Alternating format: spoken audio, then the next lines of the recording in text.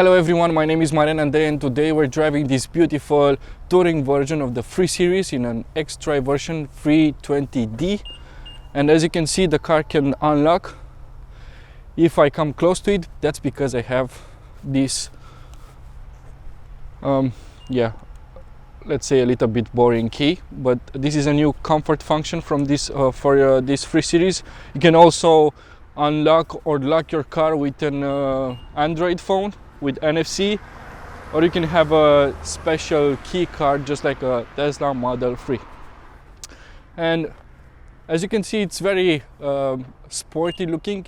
We have the beautiful looking 3 Series taillight with this tinted glass here for the signal, and it looks really nice because it blends really well with the rest of the car. We have the 320D version with dual exhaust because this car is an M Sport trim, and we have the optional M Sport brakes with the standard M Sport suspension, so the car is 1 centimeter lower.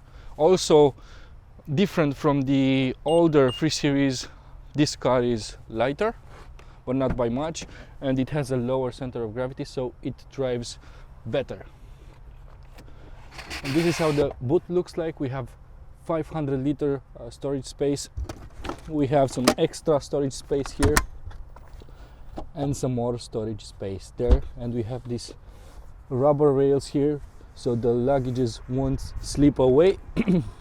We have some nets here for different stuff, for windshield liquid, and we can recline the seats. We have an electric command here. We have some hooks and a 12-volt charging socket. Like any other touring from BMW, we have this separated access through the window of the tailgate. So yeah, you can put stuff here or take it really easily without opening the boot of the car. Yeah, apart from my jacket, this is how it looks here. We have 2 USB-C ports. We have a 12-volt socket there, and we have separated climate control. We have also these leather rear seats, which are very comfy. They're very soft. It looks really nice in this black and white trim.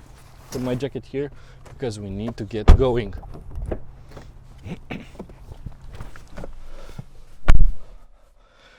As you can see, we have this beautiful screen in front of me, which is really huge. I don't know the exact size of it, but it looks really nice. It has a good contrast. It offers good visibility even when the sun hits the screen directly. We have this new iDrive system here, and let's start the car. So I need to have my foot on the brake, and now the start engine stop button, it's here close to the gear lever. Also, as you can see, the gear lever is a little bit smaller. It looks a little bit better than before. We also have wireless Apple CarPlay, which works really nice. So Waze looks really good on a widescreen. And I can see I can open my Spotify app, my phone call lists here. Basically, I can open any app from my phone here if it's Apple CarPlay supported. I also have this notch here, which can see if I'm facing the road or not, or if I'm looking elsewhere. It has let's say we have a special traffic jam assisted driving mode, which works really well, and I will demonstrate in a bit. Other things different from the old 3 Series. Now we have a separate climate control with another screen here, which is black and white, but I don't mind that. And we have different commands for different functions, so they're really easy to find, and you'll feel just at home here in this BMW 3 Series. We didn't get rid of the volume knob here and the shortcut buttons, so you can program different shortcuts. So for instance, on button number 7 I have the display menu, and on number 5 I have instrument cluster settings. So this is another thing I wanted to show you. As you can see here, we have our car on a virtual road. This is like the same animation we have on Tesla Model 3 or Tesla Model S or Tesla Model X. So you can see cars here on this animation, and if I turn on the assisted driving mode and I'll have some cars in front of me, you can see them right there. So here is some footage with the demo we did yesterday on this same road. As you can see, there are no markings on it, and the BMW 3 Series followed the car in front. The car can also start rolling by itself if this notch here sees that my face is looking at the road ahead. If I'm looking elsewhere, the traffic jam assist will beep once, and if I turn my head to the road, it will automatically roll away from the light, or if there's a traffic jam and so on. So let's start.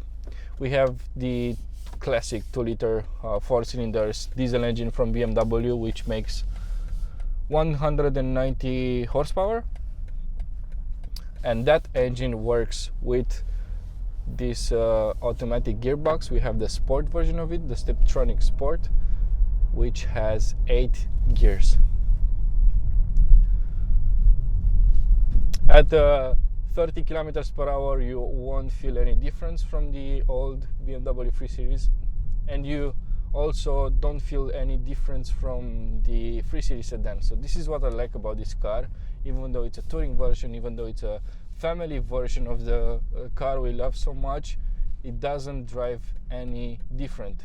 It's a fast car nonetheless in any version. But this is a car that's very expensive. Actually, with everything we have on it, it costs about 70,000 euros.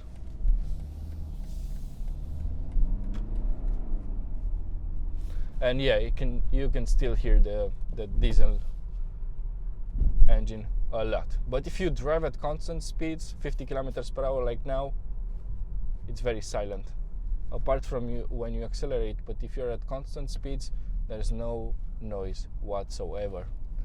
We have the special acoustic glass also on the sides. This is an option that costs about 400 euros. We have the which is standard, the acoustic protected windshield, and that makes a really nice cabin.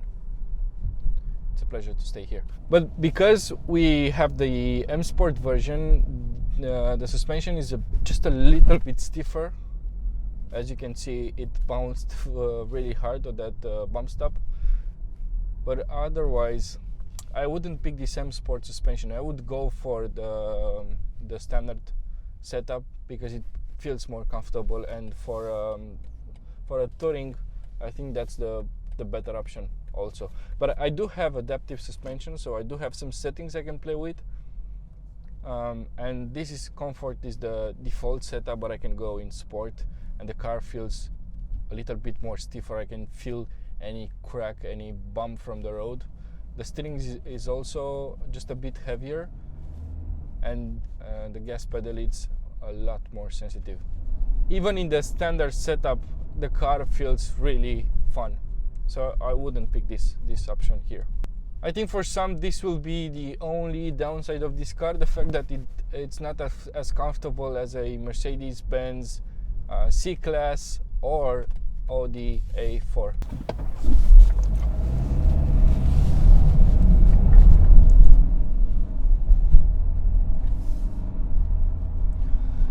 We have the ZF gearbox, which has 8 speeds, and this gearbox that BMW uses for a long time, it's so well put together that you won't feel any hesitation from it, any weird gear changes, any, I don't know, weird noise, and nothing. Just works really, really well with any other engine that BMW has to offer, and it's no exception on this 2-liter diesel engine. It just, I know there's a manual option for the diesel engine, but I wouldn't go for that. I would just pay extra. It's about 2,000 euros for this automatic gearbox. It's the best you can buy right now. It's not double clutch. It's a really simple, classic gearbox that works really fast. Now we're driving at 90 kilometers per hour on this ring road, As you can hear, the car is very silent. There is no roll noise, no wind noise, even though we have the winter tires, which are supposed to be, let's say, they're supposed to make more noise. Let's go up to 130 kilometers per hour.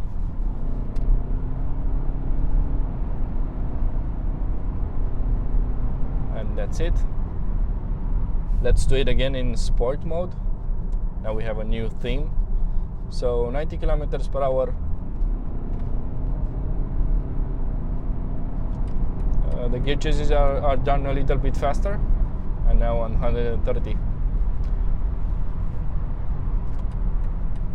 Just pulls a little bit better in sport mode because the gear can upshift a little bit faster and can also downshift to prepare the revs for the engine. But yeah, I would like to read your thoughts on this car. Leave them just down below in the comment section. See you. These are my thoughts on BMW free-steering touring version. It's a very fast car, it drives really well, and it's also full of nice and interesting tech. But yeah, I would like to read your thoughts on this car. Leave them just down below in the comment section. See you.